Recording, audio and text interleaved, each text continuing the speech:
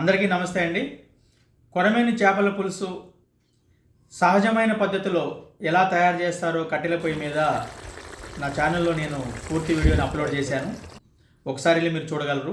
మనందరికీ తెలిసిందే, మన చిన్నప్పుడు ఊర్లో చేపల కూర వండితే మన ఇంటి పక్కన ఒక 4-5 ఇళ్ల వరకు కూడా స్మెల్ వస్తూ ఉండేది. సో ఇప్పుడు ప్రస్తుతం ఉన్న పరిస్థితుల్లో మన ఇంట్లో వండుతుంటే మనకే ఒక మంచి స్మెల్ రాని పరిస్థితులు. కారణం ఏంటంటే ఈ రోజుల్లో ఉండే నాన్ వెజ్ కర్రీస్లో రకరకాల ఫ్లేవర్స్, రకరకాల కలర్స్ ఇవన్నీ కూడా సహజమైన పద్ధతిలో కాకుండా కలుపుతున్నారు. దీనివల్ల మనం మంచి అమ్మ చేతి వంట తిన్నంత రుచిని మిస్ అవుతున్నాం.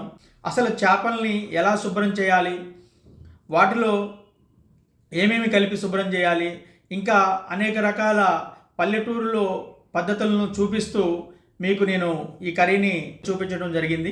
ఈ పూర్తి వీడియోని నేను నా ఛానల్లో పోస్ట్ చేశాను. ఒకసారి వెళ్ళి మీరు చూడాలని కోరుకుంటున్నాను. అలాగే నా ఛానల్ని సబ్స్క్రైబ్ చేసుకొని మీ లైక్, షేర్స్తో పాటు మీ అమూల్యమైన కామెంట్స్ రాస్తూ బెల్ బటన్పై క్లిక్ చేసి మరిన్ని మంచి వీడియోలు మీకు చేరేలా నాకు సపోర్ట్ చేయాలని కోరుకుంటున్నాను. Thank you.